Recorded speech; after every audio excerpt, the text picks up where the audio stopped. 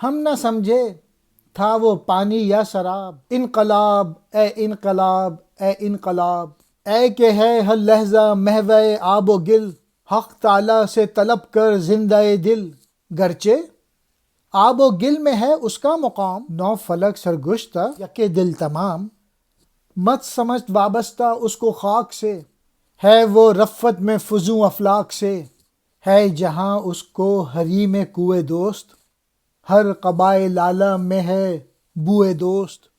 کوئی شخص بھی پانی کی شفافی اور سراب کی چمک میں امتیاز نہیں کرتا۔ ہاں اب انقلاب آنے میں کیا دیر ہے، انقلاب۔ ارے تو ہر لمحے بس روٹی پانی ہی کی فکر میں ہے، تو اللہ تعالیٰ سے ایک زندہ دل مانگ۔ دل زندہ کا ٹھکانہ ہر چند جسم میں ہے، لیکن نو آسماں اس ایک دل کے گرد گھومتے ہیں۔ کہیں یہ نہ سمجھ کہ دل زندہ خاکی بدن سے پیدا ہوتا ہے، وہ تو افلاک کی بلندیوں میں سے ہے۔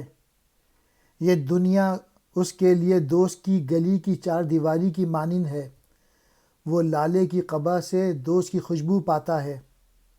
میسیج یہ ہے، اقبال کہہ رہے ہیں کہ تم لوگوں کو ہر لمحے بس روٹی پانی جسم کی پرورش کی فکر لگی رہتی ہے۔ مولائے کریم کی بارگاہ سے ایک زندہ آرزو بھی تو مانگ سکتا ہے، دل زندہ ہی غلامی سے تیری نجات کی وجہ بن سکتی ہے۔ کہیں تو یہ نہ سمجھ لینا کہ دل کا خمیر بھی مٹی ہی ہے، وہ تو افلاک کی بلندیوں میں سے ہے۔